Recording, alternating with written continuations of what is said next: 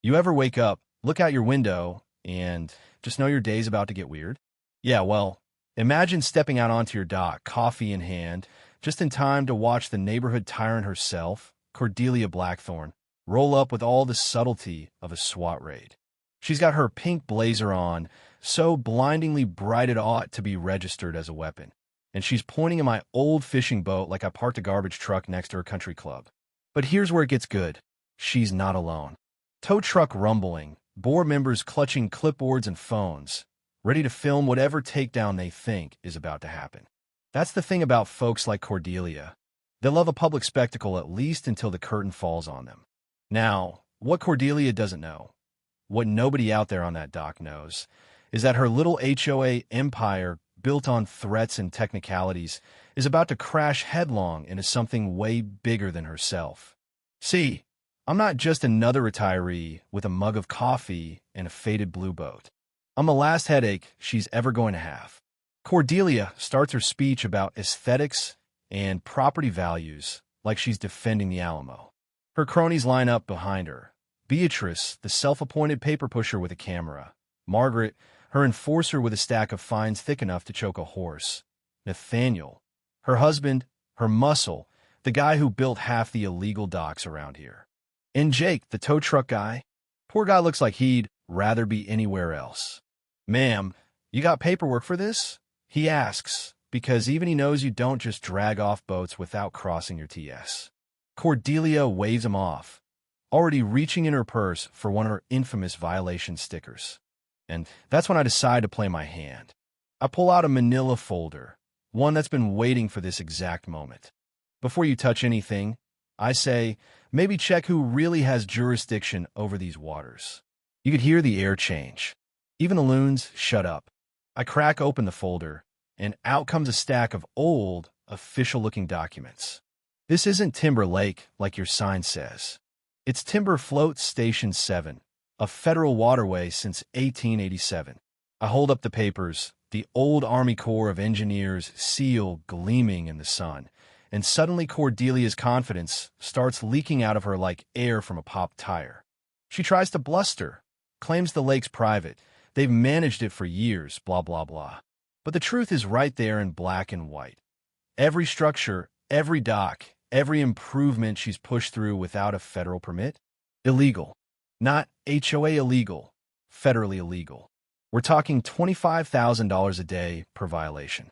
Multiply that by 43 docks and 7 years, and well, you do the math. It's enough to bankrupt small countries. Now here's the twist. Nobody on that lake knew me. Just a guy with a boat, right? What they didn't know is I'd spent 15 years as a special investigator for the EPA, tracking down exactly this kind of scam. Every photo, every note, every meeting I sat in on with a friendly nod, I was building a case. Cordelia's kingdom was about to be condemned. Her scam wasn't complicated, just audacious. Charge fees for maintaining a lake you don't own, funnel contracts to your husband, invent rules, slap fines, and scare everyone who dares to ask questions. Beat people into submission with paperwork until they just pay up to make you go away.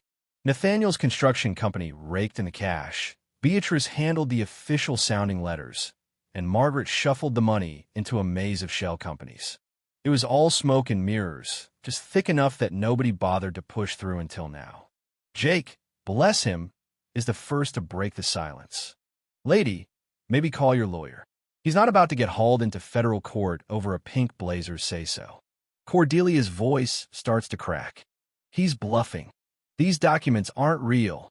She tries to regain control, but her own people are getting that look. You know the one, like the ice just cracked under their feet. So I flip my EPA badge. Real deal government issue with my mug on it. You're not just breaking HOA rules, ma'am. You're committing federal crimes. Margaret drops her fines. Beatrice lowers her camera. Nathaniel straightens up, suddenly realizing all those easy contracts might come with a stay at Club Fed. But I'm not done. I've got recordings of their meetings, photos of every violation, copies of every email where they know they don't have authority. You can't spy on us. Cordelia snaps. Nice try. Everything I gathered is public record, ma'am. You've just been hiding it from your own neighbors. That lands hard. Jake is back in his truck, already rolling out. Cordelia melts down, screaming about rights, community standards, demanding to see federal warrants like she's in a bad TV show. Here's the lesson, folks. If you spend your life intimidating people, don't be surprised when nobody stands up for you in the end. Her board starts jumping ship. Beatrice mumbles about getting a lawyer. Margaret flees to check the books. Nathaniel tries the reasonable guy routine. "We're happy to work with the proper authorities," he says, voice shaking. "Sorry, pal. This isn't a handshake and done deal. This is prison time. I call it in. Special Investigator Knox, EPA. We need a federal marshals team, evidence preservation. Multiple violations, possible destruction of evidence." You could hear the panic ripple through the crowd. Cordelia actually whimpers when she hears the word marshals. Suddenly, her little empire is on fire, and there's no exit. By the time the marshals arrive, Cordelia's whole network has scattered. Cars tearing out, neighbors pretending they were never there. Nathaniel whispers something in her ear before driving off. Cordelia's left standing on my dock, staring at water she never really owned, her heels echoing like a funeral march as she walks away. When the evidence team finally arrives, it's just me, my boat, and enough paperwork to make this the biggest federal case this town's ever seen. The marshals move fast. Evidence tape, photographs, computers hauled out of board members' houses, files from Nathaniel's office. Turns out Cordelia's been planning this scam for years, scheming with other HOA presidents across multiple states, exchanging tips on how to sidestep the law. She even has a handwritten note in her files. "As long as we project authority, nobody will check federal law." That one's going to look great blown up in court. Now, have you ever tangled with someone who just can't admit when they're wrong? Let me know in the comments, because Cordelia, she's about to go all in on denial, even as the feds wheel out boxes of evidence from her basement. Lawyers, shell companies, the works. That night, Timber Float Station 7 turns into a circus. Floodlights, crime scene tape, feds everywhere. And the next morning, boom, the Department of Justice launches a full-on crackdown. FBI agents, forensic accountants, environmental experts, the works. Turns out Cordelia's little racket isn't so little. Her emails lay it all out. Ignore federal law, intimidate locals, keep everyone confused, and nobody will ever catch you. She's been running the same scam in other states with other HOA royalty. Nathaniel's been building docks across the region. Illegal, all of them. By noon, word spreads. Property values nosedive. Insurance companies start dropping policies. Neighbors realize their docks are illegal. Their lake rights worthless. The angry ones, the ones Cordelia ran out of town, start showing up with boxes of paperwork, eager to testify. Turns out, Cordelia wasn't just a pain. She was the ringleader of a multi-state criminal conspiracy. Augustus Vale, a retired accountant, brings me board minutes, financials, and tapes of meetings where Cordelia admits the whole thing is illegal but unlikely to be caught. The local sheriff, Michelle Crawford, has 2 years of complaints, threats, fines, harassment. It wasn't just a bad HOA. It was a full-on racket. When the feds open Cordelia's safe, they find exactly what they need. Legal warnings, federal opinions, emails with other crooked HOA boards.